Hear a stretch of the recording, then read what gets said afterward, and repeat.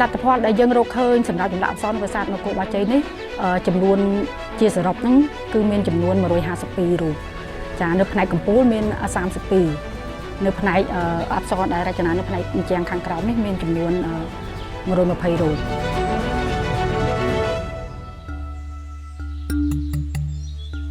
ការសិក្សាស្រាវជ្រាវអំពីប្រាសាទបុរាណខ្មែរក្នុងប្រទេសកម្ពុជាចាប់ផ្ដើមតាំងពីដើមសតវត្សទី20ក្នុងពេលប្រទេសកម្ពុជាស្ថិតក្នុងរបបអាណានិគមបារាំងដែលមានអ្នកស្រាវជ្រាវល្បីៗដូចជាលោកអេជៀងអៃម៉ូញ៉េនិងលោកលូណេដេឡាហ្សង់ខ្ជាជាដើមនាពេលថ្មីនេះការសិក្សាអំពីប្រាសាទនិងវិស័យបុរាណវត្ថុវិទ្យាក៏ផុសផុលណាស់ដែរដែលមានស្ថាប័នជាតិដូចជារាជបណ្ឌិតសភាកម្ពុជាក្រសួងវប្បធម៌និងវិចិត្រសិល្បៈអាជ្ញាធរជាតិអប្សរាជាដើមក៏ប៉ុន្តែការសិក្សាអំពីសិល្បៈក្បាច់ចម្លាក់អក្សរនៅមានកម្រិតនិងដោយកម្រណាស់លោកប្រែងពិសិដ្ឋនិងលោកស្រីមិលវាសនាគឺជាអ្នកស្រាវជ្រាវនៅរាជបណ្ឌិតសភាកម្ពុជាបានចាប់អារម្មណ៍សិក្សាអំពីចម្លាក់អក្សរនៅប្រាសាទនគរបាជ័យដែលស្ថិតក្នុងឃុំអំពិលស្រុកកំពង់សៀមខេត្តកំពង់ចាមមូលហេតុដែលពួកយើងសិក្សាអំពីចម្លាក់អក្សរនៅប្រាសាទនគរបាជ័យនេះគឺទីមួយដែលពួកខ្ញុំនេះស្ថិតនៅក្នុងក្រុមស្រាវជ្រាវនៃគម្រោងរបស់ជាឋានវប្បធម៌និងចិត្តសិល្បៈនៃរាជរដ្ឋាភិបាលកម្ពុជាដែលសិក្សាអំពីចម្លាក់អប្សរានៅប្រាសាទអង្គរវត្តយើងចំណាយពេលនៅប្រាសាទអង្គរវត្តហ្នឹង4ឆ្នាំហើយនឹងឥឡូវបន្តសិក្សានៅប្រាសាទបាយ័នទៀត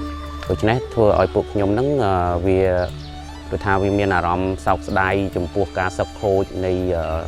ចម្លាក់អប្សរដែលនៅតាមប្រាសាទទាំងអស់ហ្នឹងជាក់ស្ដែងនៅប្រាសាទអង្គរវត្តហ្នឹងមានរូបខ្លះ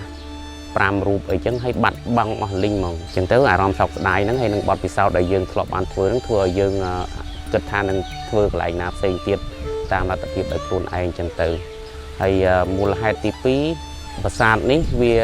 វាស្ថិតនៅចម្ងាយដែលសមល្មមដែលយើងអាចប្រើទុនធានខ្លួនឯងមកបានហើយមានរូបអីដើម្បីអាចឲ្យយើងសិក្សាបានហើយអាចថាមូលហេតុមួយទៀតនោះគឺយើងចង់សិក្សានៅតំបន់ឆ្ងាយពីអតីតរាជធានីហ្នឹងតើយើងអាចឃើញពីលក្ខណៈខុសគ្នារបស់វាជាមួយនឹងស្នាដៃសិល្បៈដែលនៅក្នុងរាជធានីហ្នឹងវាយ៉ាងម៉េច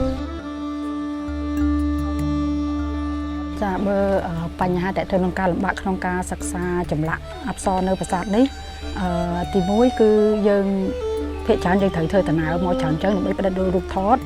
ដូចថាពេលដែលយើងថតអាកាសធាតុវាមានការប្រែប្រួលពេលខ្លះទៅវាចាំងថ្ងៃខ្លាំងពេកទៅធ្វើរូបក៏អត់ស្អាតពេលខ្លះវាស្ទុំខ្លាំងពេកហ្នឹងរូបហ្នឹងក៏ល្ងឹតចឹងទៅហើយបន្ទាប់មកទៀតរូបខ្លះនៅផ្នែកកំពូលដល់ពេលនៅផ្នែកកំពូលចឹងទៅយើងត្រូវពឹងការសិក្សាហ្នឹងទៅលើរូបដែលថតនឹងសតមកដោយសារតែយើងអត់អាចឡើងទៅផ្ទៀងបានណាតែវានៅផ្នែកខ្ពស់ដំណើរការសិក្សាដែលបានល្អទាំងការថតរូបទាំងការពិនិត្យផ្ទៀងផ្ទាត់លើក្បាច់ចម្លាក់ហ្នឹងគឺខែប្រាំងចាខែប្រាំងពួកអីរូបហ្នឹងវាអត់សូវមានស្លែកាន់ទេរូបហ្នឹងវាច្បាស់ល្អអញ្ចឹងទៅចានេះជាបញ្ហាដែលយើងប្រឈមដែលជាការលំបាកដែលយើងប្រឈមបាទដោយសារយើងប្រើធនធានខ្លួនឯងដូច្នេះយើងប្រើលទ្ធភាពនៃការទាញកាមេរ៉ា zoom ដើម្បីថតទេអញ្ចឹងយើងការថតរបស់យើងថតពីខាងក្រោមទៅយើងអត់បានប្រើ drone ប្រើអីដើម្បីទៅថតទេរូបនៅផ្នែកខាងលើនឹងទៀតពេលខ្លះទៅអាគ្រឿងទឹកតែងលម្អិតហ្នឹងវារត់តែយើងបាក់មើលទៅទៀតប៉ុន្តែបើរឿងជាគោលធំជាមកុដជាសក់ជាអីហ្នឹងវាតម្រង់រូបធំអញ្ចឹងយើងអត់មានបញ្ហាលំបាកប្រកបថាជាទូទៅចម្លាក់អប្សរដែលឆ្លាក់នៅតាមផ្នែកកំពូលខាងលើហ្នឹងភាគច្រើនបង្ហាញការឆ្លាក់មិនតាន់រួចរាល់អញ្ចឹងយើងអត់សូវមានការជួបលំបាកខ្លាំងក្នុងការមើលអាគ្រឿងលម្អតាក់តែងជាលម្អិតហ្នឹងទៅទេចាសម្រាប់ការសិក្សាស្រាវជ្រាវចម្លាក់អក្សរត្រូវការរៀបចំប្រព័ន្ធចុះកូដឲ្យបានត្រឹមត្រូវដើម្បីជៀសវាងការភាន់ច្រឡំរូបពីទីតាំងមួយទៅទីតាំងមួយបាទចំពោះការសិក្សាចម្លាក់អក្សរនៅប្រាសាទនគរបាជ័យហ្នឹងគឺយើងសុទ្ធតែមានការចុះលេខគាត់សម្គាល់លេខកូដសម្គាល់រូបទាំងអស់ហ្នឹងគ្រប់រូបទាំងអស់អញ្ចឹងឧទាហរណ៍ថាចម្លាក់អក្សរនៅតួប៉មកដាលអញ្ចឹង ចឹងយើង coding ដោយប្រើ NBC ហ្នឹងគឺនគរបាលជ័យហ្នឹងហើយពេលបន្ទាប់ទៅយើង train តិចទៅយើងដាក់ CT ហ្នឹងបានគេថា Central Tower បានគេថាតួកណ្ដាលទៅហើយយើងដាក់ O មួយទៅអាហ្នឹងបានគេថារូបដែលនៅខាងក្រៅអញ្ចឹងបើយើងដាក់លេខ1ទៀតអាហ្នឹងបានគេថារូបចម្លាក់អក្សរទី1ហ្នឹងហើយការចុះលេខកូដសម្គាល់ហ្នឹងដោយប្រើអក្សរជាឡាតាំងឬជាបារាំងអីហ្នឹងគឺដោយសារយើងដើម្បីឲ្យវាមានលក្ខណៈចូលទៅក្នុងប្រព័ន្ធអន្តរជាតិអីដែរការសិក្សាស្រាវជ្រាវនេះអនុវត្តទៅតាមដំណាក់កាលនិងវិធីសាស្ត្រផ្សេងៗមុននឹងផលិតជាស្នាដៃមួយនេះឡើងបាទក្នុងការសិក្សាស្រាវជ្រាវហ្នឹងជាធម្មតាយើងមានការសិក្សាពីឯកសារដែលគេសិក្សាពីមុនមកបន្ទាប់ទៅយើងមកសិក្សាអំពីប្លង់ហ្នឹងសិក្សាប្លង់ហ្នឹងដើម្បីយើងឈានទៅរកការកំណត់លេខកូដអក្សរមួយហ្នឹងបាទបន្ទាប់មកយើងចុះមកថតរូបអក្សរទាំងអស់ហ្នឹងទៅតាមប្លង់ហ្នឹងហើយកំណត់លេខកូដទៅដើម្បីយើងអាចឈានទៅរកការពិពណ៌នាហើយការថតហ្នឹងយើងប្រើទាំងកាមេរ៉ាធំទាំងទូរស័ព្ទដៃដែលមានគុណភាពកាមេរ៉ាល្អអញ្ចឹងទៅយើងយកទៅពិពណ៌នាអំពីសិល្បៈចម្លាក់ហ្នឹងទៅអំពីម៉ូដសក់អំពីម៉ូដមកុដអំពីម៉ូដសពុតអំពីទម្រង់កាយវិការអីសពបែបយ៉ាងអញ្ចឹងទៅយើងពិពណ៌នាអស់លទ្ធភាពហើយទើបយើងមកសិក្សាបន្ថែមទៀតនៅចំណុចខ្វះខាតទាំងរូបណាដែលយើងអាចយកបានទាំងក្បាច់ចម្លាក់ផ្សេងដែលយើងមើលមិនច្បាស់តាមរូបពេលយើងការសិក្សារូបមួយជាលម្អិតហើយយើងចាប់ផ្ដើមធ្វើការវិភាគចាបែងចែកវាទៅជាក្រុមថ្នាក់មកុដទៅជាថ្នាក់មកុដសក់ទៅជាសក់បន្ទាប់ទៅធ្វើការកំណត់ម៉ូដថាឧទាហរណ៍ថាម៉ូដសក់មានប្រមាណមកុដមានប្រមាណទម្រង់កាយវិការហ្នឹងគ្រឿងតាក់តែងលម្អហ្នឹងយ៉ាងម៉េចខ្លះអញ្ចឹងបន្ទាប់មកទៀតកំណត់ម៉ូដមួយឧទាហរណ៍ថាកំណត់ម៉ូដសក់ម៉ូដមកុដម៉ូដសម្ពុតទម្រង់កាយវិការហ្នឹងគឺយើងធ្វើការពិភាក្សារួមគ្នាក្នុងការកំណត់ហ្នឹងបន្ទាប់ពីពិភាក្សារួមគ្នាហើយយើងធ្វើការផ្ទៀងផ្ទាត់ជាមួយគ្នាទៀតផ្ទៀងផ្ទាត់ជាមួយគ្នាជួនកាលផ្ទៀងផ្ទាត់ដោយឡែកហើយផ្ទៀងផ្ទាត់ជាមួយគ្នាទៀតដើម្បីឲ្យប្រកាសថាអ្វីដែលទីនេះយើងបានកំណត់ហ្នឹងវាមានភាពជាក់លាក់ប្រកបវិជ្ជាចា៎លទ្ធផលនៃការសិក្សាស្រាវជ្រាវបានរកឃើញចម្លាក់អក្សរចំនួន152រូបរួមទាំងម៉ូដសក់ម៉ូដមកុដម៉ូដសម្ពុតនិងទម្រង់កាយវិការផ្សេងចំពោះលទ្ធផលនៃការសិក្សាស្រាវជ្រាវនេះយើងកំណត់បានរូបសរុបចំនួន152រូបប៉ុន្តែរូបដែលយើងកំណត់បានហ្នឹងគឺយើងកំណត់ទៅលើលក្ខណៈអតិភិបជាក់ស្ដែងនៃចម្លាក់ជួនកាលទៅវាបាត់ទាំងស្រុងយើងអត់ដឹងដែរ32ផ្នែកខាងលើហើយផ្នែកខាងក្រោមដែលយើងឃើញនៅមានអតិភិបជាក់ស្ដែងដែលយើងនៅអាចកំណត់សម្គាល់បានហ្នឹងគឺមានចំនួន120រូបយើងឃើញអាចចម្លាក់អក្សរដៃរចនារបៀបជាសក់ហ្នឹងគឺមានចំនួន69រូបចម្លាក់អក្សររចនាជាមកុដហ្នឹងគឺមានចំនួន70រូបហើយសក់13រូបទៀតយើងធ្វើការកំណត់សម្គាល់បែងចែកបានដោយសារតែបាត់ផ្នែកក្បាលរូបខ្លះទៅរបេះបាត់ចឹងទៅរូបខ្លះទៀតនៅឆ្លាក់មិនទាន់ហើយដូចថាយកដឹងថាចិនទម្រង់ជាមកុដឬក៏ចិនទម្រង់ជាសក់ហ្នឹងឲ្យបានជាក់លាក់ទេចាដែលយើងអាចកំណត់ម៉ូដសក់បានហ្នឹងគឺមានចំនួន10ម៉ូដប៉ុន្តែម៉ូដដែលសម្បូរជាងគេនេះដូចម៉ូដសក់នេះចឹងគឺម៉ូដសក់ដែលយើងកំណត់ថាជាម៉ូដសក់ដែលជាភ្នួងមួយបួងទម្រង់ផ្កាឈូកកំពុំចាមានម៉ូដសក់របៀបបួងបត់ចូលភ្នួងហ្នឹងដូចថាវាមានសំណុំភ្នួងតែមួយប៉ុន្តែច្បូតចឹងទៅបត់ចូលភ្នួងប៉ុន្តែគ្រាន់តែកទួយសក់ចុងសក់ហ្នឹងជួនកាលទៅគេសៀតចូលក្នុងសំណុំហ្នឹងអត់ចេញកទួយសក់ចេញមកក្រៅក៏ប៉ុន្តែខ្លះទៀតវាមានម៉ូដសក់ខ្លះបញ្ចេញកទួយសក់ចេញមកក្រៅចឹងហើយខ្លះទៀតបួងបត់ចូលក្នុងគ្នាប៉ុន្តែតម្លាក់សក់សងខាងតម្លាក់ចេញបងហើយមានរហូតដល់ភ្នួង3ទៀតរបៀបបួងបត់ចូលភ្នួងគ្នាប៉ុន្តែជារបៀបភ្នួង3ហើយតម្លាក់សងខាងចាអាហ្នឹងជំរាបតាក់ទងទៅនឹងម៉ូដសក់ម៉ូដមកុដយើងរកឃើញចំនួន8ម៉ូដហើយមកុដដែលយើងគួរឲ្យចាប់អារម្មណ៍នៅទីហ្នឹងដែលអក្សរដែលរចនាគ្រូមកុដហ្នឹងគឺរបៀបជាមកុដកពូល3ទម្រង់របៀបនៃការរចនាមកុដកពូល3នៅសម្រាប់អក្សរនៅទីហ្នឹងគឺភាគច្រើនរបៀបជាទម្រង់សិល្បៈក្បាច់កណ្ដាលមួយពេញអញ្ចឹងទៅចំហៀងហ្នឹងសងខាងនេះរបៀបជាសិល្បៈក្បាច់ចំហៀងគុំចូលគ្នាចេះមកចាព្រោះគាត់ថាចម្លាក់ខ្លះទោះបីមានមកុដគុំ3គេអាចសិល្បៈនេះឆ្លាក់ឲ្យមានរំពុតនៅមកុដសងខាងនេះរៀងញែកបន្តិចទៅដែរចាហ្នឹងសម្រាប់ហ្នឹងហើយបន្ទាប់ពីមកុដកពូល3ទៅវាមានមកុដកពូល5វាមានមកុដទម្រង់ផ្កាឈូកកំពុំតែប៉ុតទម្រង់ដូចគ្នាអញ្ចឹងគាត់ថាដាក់ក្បាំងមកុដហើយអាផ្នែកកំពូលហ្នឹងមានការរចនាជាក្បាច់ច្រើនឥឡូវយើងឈានចូលសពុតយើងរកឃើញមានចំនួន12ម៉ូដទី1ហ្នឹងគឺមូលដ្ឋានហ្នឹងគឺអត់ប្រើជាយប្រើក្បាំងពីមុខឯដូចសពុតហ្នឹងរុំជុំវិញហ្នឹងអញ្ចឹងប៉ុន្តែគាត់ថាពេលខ្លះហ្នឹងវាមានដូចស្នាមបត់អាចបត់ឆ្វេងបត់ស្ដាំនិយាយរួមដូចស៊ីបត់យើងអញ្ចឹងប៉ុន្តែគាត់ថារបៀបឃើញស្នាមបត់រុំអញ្ចឹងហើយដាក់កវ៉ាត់ឆ្កេះ ពីលើតែម្ដងប៉ុន្តែសពុតខ្លះគ្នាមានទម្រង់របៀបដូចសពុតម៉ាក់ស៊ីបានន័យថាខាងផ្នែកខាងលើនេះធុងរួមហើយពង្រីកទៅផ្នែកខាងក្រោមអត់ឃើញមានស្នាមបត់ទេបន្ទាប់ពីមកសពុតនឹងហើយចាប់ផ្ដើមរបៀបរចនាសពុតរបៀបមានជាម្ខាងនិងសបោដែរជាម្ខាងចាមានជាតែម្ខាងប៉ុន្តែខ្លះទៀតមានតែម្ខាងចេះហេខ្លះទៀតមានជាសងខាងអញ្ចឹងហើយមានអាក្បាំងសំយ៉ងពីមុខនេះមួយទៀតចាខ្លះទៀត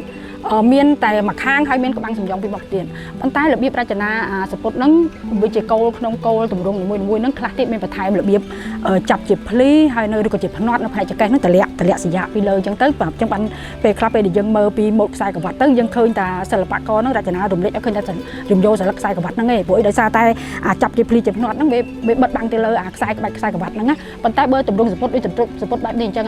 សពុតបែបនេះអត់មានការចាប់ជាភ្លីទម្លាក់មកពីលើខ្សែក្រវ៉ាត់ហ្នឹងអញ្ចឹងយើងនឹងមើលឃើញម៉ូដខ្សែក្រវ៉ាត់នេះម៉ូដខ្សែក្រវ៉ាត់នេះទម្រង់ជាចកអញ្ចឹងទៅចាប់ទម្រង់យកសិលឹកហ្នឹងហ្មងអញ្ចឹងទម្រង់កាយវិការយើងរកឃើញ11ទម្រង់នៅចម្លាក់កាយវិការទម្រង់ស្វាទម្រង់ចម្លាក់កាយវិការអប្សរនៅប្រាសាទនេះបើជាទូទៅទម្រង់មួយចំនួនដែលយើងមើលឃើញច្រើនជាងគេហ្នឹងវាអត់សូវខុសប្លែកពីប្រាសាទផ្សេងទៀតទេជាពិសេសគឺទម្រង់ដៃម្ខាងលើកឡើងដៃម្ខាងទម្លាក់សំឡុំចុះឬក៏ទម្រង់មួយដាក់លើចង្កេះមួយទៀតលើកឡើងបានន័យថាបើដៃស្ដាំយើងដាក់លើចង្កេះដៃឆ្វេងលើកឡើងចេះទម្រង់ប៉ុន្តែលើកខ្ពស់ទៅចេះទេមានតែដៃឲ្យជាទូទៅកាន់ផ្កាឈូកចានៅក្នុងរាជប្របាទជីម៉ានទី7ហ្នឹងហើយបើដៃឆ្វេងលើកឡើងដៃស្ដាំដាក់អញ្ចឹងមកវិញអញ្ចឹងទម្រង់ហ្នឹងមានច្រើនជួនកាលដាក់អញ្ចឹងហើយសំយ៉ងចេះបើគាត់ណាដូរឆ្លាស់ដូរដៃគ្នាអញ្ចឹងចាប៉ុន្តែមានខ្លះក៏មានចាប់ច្អូតស្រក់ដែរទម្រង់នេះកាយវិការចាប់ច្អូតស្រក់ជួនកាល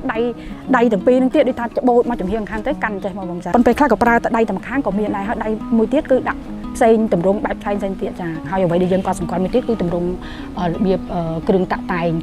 លម្អជាទំហូរឬក៏កង្វល់ដែលយើងហៅជាភាសាធម្មតាទូទៅនេះគឺសិតតែមានទម្រង់ហ្នឹងយើងប្រៀបធៀបនឹងចម្លាក់ក្ន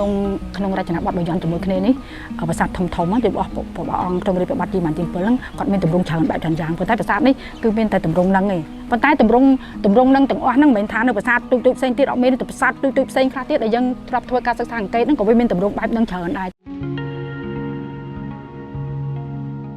រចម្លាក់អប្សរនៅប្រាសាទនគរបាជ័យមានលក្ខណៈពិសេសគួរឲ្យកត់សម្គាល់បើសិនជាយើងចង់រកអត្តសញ្ញាណដូចថាដោយឡែកគេដាច់ដោយឡែកហ្មងវាទំពិបាកបន្តិចដែរដោយសារតែនៅក្នុងរាជប្របាទជីម៉ានទី7ហ្នឹងលោកកសាងប្រាសាទច្រើនណាស់ហើយជាទូទៅក្នុងរចនាបថជាមួយគ្នាហ្នឹងច្រើនតែមានម៉ូដហ្នឹងវាប្រហាក់ប្រហែលគ្នាទម្រង់ដូចគ្នាចាប៉ុន្តែអ្វីដែលយើងធ្វើការកត់សម្គាល់រវាងលក្ខណៈចម្លាក់អក្សរនៅហ្នឹងយើងគ្រាន់តែថាអាចមើលជាទម្រង់អាហ្នឹងសម្រាប់ដំណាក់របស់ខ្ញុំដែលធ្លាប់សិក្សាសង្កេតពីប្រាសាទផ្សេងៗអញ្ចឹងទៅបើខ្ញុំប្រៀបធៀបចម្លាក់ហ្នឹងជាមួយនឹងចម្លាក់នៅក្រុងផ្នែកសៀមរាបនៅសៀមរាបដែលជាប្រមូលផ្ដុំប្រាសាទច្រើនចាមានរូបច្រើនអញ្ចឹងយើងឃើញថាទម្រង់សពុតភាគច្រើនដែលឆ្លាក់នៅចម្លាក់នេះគឺទម្រង់សពុតហ្នឹងទ្រង់គេហៅថាថងសពុតធំទលាយតែថងសពុតហ្នឹងធំទលាយបើសិនជាថងសពុតពីលើនេះទ្រង់ធំហើយខាងក្រោមហ្នឹងភាគច្រើនគឺពង្រីកកាន់តែធំទលាយទៅទៀតហើយផ្នែកជេរសពុតសងខាងហ្នឹងភាគច្រើនគឺរាងចងាងដូចថារាងចេញមកអញ្ចឹងចងាងអញ្ចឹងទៅហើយតម្លាក់មកអញ្ចឹងហើយភាគច្រើនគឺវែងឆ្លាក់វែងហ្មងមួយទៀតគឺខ្ញុំចាប់អារម្មណ៍មួយទៀតគឺប្រាសាទនៅហ្នឹងគឺមានបើថារបៀបវិរចនាទម្រង់រូបរាងប្រាសាទហើយនឹងសពុតហ្នឹងបើខ្ញុំប្រៀបធៀបវាស្តៀងគ្នានឹងប្រាសាទនៅតាព្រំតលេបាទីចាប៉ុន្តែបើប្រៀបធៀបជាមួយនឹងប្រាសាទដែលនៅក្នុងខេត្តសៀមរាបគឺវាឃើញទ្រង់ញែកគ្នាដាច់ប៉ុន្តែទោះយ៉ាងណាខ្ញុំគាត់សម្គាល់ឃើញបើយើងវិភាគជាលម្អិតទៅទៀតណាដូចជាមានម៉ូដមកុដដែលជាអត្តសញ្ញាណប្រចាំនឹងមួយភាសាតែខ្ញុំសិក្សាស្រាវជ្រាវពីអង្កេតពីភាសាផ្សេងៗក្នុងរាជរបស់ព្រះអង្គនោះវាអត់ឃើញមានម៉ូដហ្នឹងទេចាម៉ូដមកុដហ្នឹង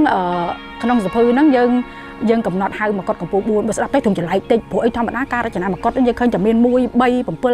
11អញ្ចឹងវារបៀបជាសេះទេជាទូទៅប៉ុន្តែមិនបានខ្ញុំហៅថាមកុដកម្ពស់4ព្រោះអីយ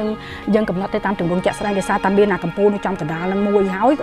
ហើយនឹងមានអាសងខាងនេះមួយហើយវារបៀបជាស្នៀតសន្លឹកហើយនឹងកម្ពស់ធំមួយទៀតដែលនៅពីក្រោយអាហ្នឹងអញ្ចឹងអារបៀបរចនាហ្នឹងគឺវាអត់ឃើញមាននៅចម្លាក់អក្សរនៅទីតាំងប្រាសាទទៀតទេអញ្ចឹងហើយចម្លាក់នឹងដែរក្រុមស្រាវជ្រាវយើងនឹងសម្រាប់ចិត្តយកមកធ្វើក្នុងគម្របសភៅដើម្បីគម្របសភៅស្នាដៃនឹងបន្តដើម្បីផ្សារភ្ជាប់ជាមួយនឹងអត្តសញ្ញាណចម្លាក់នឹងដែលយើងអត់ងាយឃើញនោះទោះបីជាមានបញ្ហាប្រឈមនិងឧបសគ្គជាច្រើនដែលត្រូវពុះពៀលោកប្រែងពិសិដ្ឋនិងលោកស្រីមើលវាសនានៅតែមានមហិច្ឆតា និងចក្ខុវិស័យក្នុងកិច្ចការស្រាវជ្រាវចម្លាក់អក្សរនៅតាមប្រាសាទផ្សេងទៀត ជាចិត្តរបស់ពួកខ្ញុំនឹងយើងនៅតែចង់សិក្សារហូតចឹងនៅពេលដែលយើងដឹងថាការខាត់បងខូចបងនៃចម្លាក់អក្សរទាំងអស់ហ្នឹងវាធ្វើឲ្យយើងសោកស្ដាយហើយយើងក៏ចេះតែចង់សិក្សានៅប្រាសាទផ្សេងទៀតទៅតាមលទ្ធភាពដែលយើងអាចធ្វើបានអីចឹងដូច្នេះបើសិនណាជាយើងចេះតែពយាពេលអត់សិក្សាទៅវាធ្វើឲ្យការសឹករិចរិលខូចហ្នឹងវាចេះតែកើតមានឡើងអញ្ចឹងលទ្ធភាពពួកយើងគឺថាយើងមានលទ្ធភាពយើងចង់សិក្សាបន្តទៀតអញ្ចឹងបាទ